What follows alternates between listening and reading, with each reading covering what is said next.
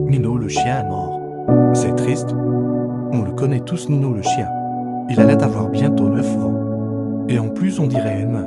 Je vais vous montrer une vidéo de Nino le chien repose en paix Nino. Impossible.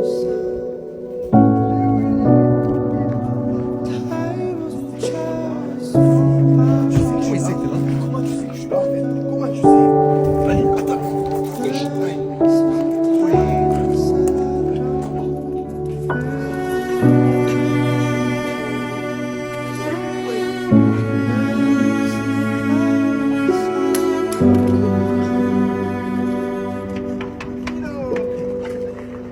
Oui, oui, oui, oui.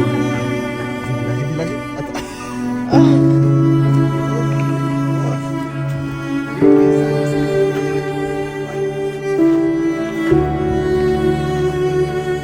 Oui.